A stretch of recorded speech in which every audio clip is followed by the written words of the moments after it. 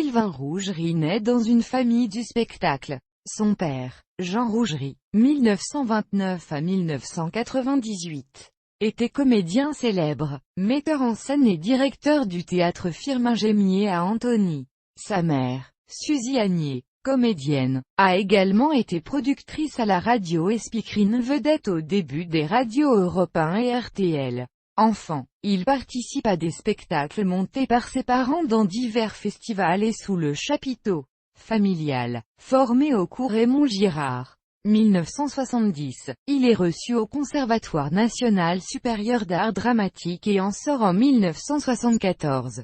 Lauréat le plus jeune, il devient l'un des comédiens fétiches de Robert Hossein et joue des rôles importants dans une vingtaine de pièces sur les scènes parisiennes sous la direction, entre autres, de Jean Anouilh, Étienne Bierry, Michel Fagado, Francis Perrin, Jacques Spicer, Gérard Savoisien, Anne Bourgeois. Il débute sa carrière cinématographique en interprétant le fils de Philippe Noiret dans L'Horloger de Saint-Paul, 1974, de Bertrand Tavernier puis tourne, notamment, pour Éric Leheng, Robert Pourret, Jean-Pierre Darras. Il participe également à de nombreux téléfilms et séries télévisées, souvent dans des rôles de premier plan, sous la houlette de divers réalisateurs, parmi lesquels Pierre Gaspard Huit, Claude Lourcet, Jean Archimbaud, Claude Santelli, en plus de son travail d'acteur sur deux grandes séries de François Villiers, Les Chevaux du Soleil, 1979, et Quelques hommes de bonne volonté,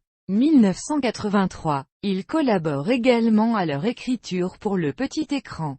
Sa première pièce, Flock, montée en 1982 au théâtre de Poche Montparnasse puis diffusée sur TF1, est un grand succès. Ref, nécessaire, qui révèle notamment Grace de Capitani. Il jouera aussi plus récemment, 2008, la deuxième, Mobile Zone produite par Nouvelle Scène, dans une tournée à travers la France, la Belgique et la Suisse.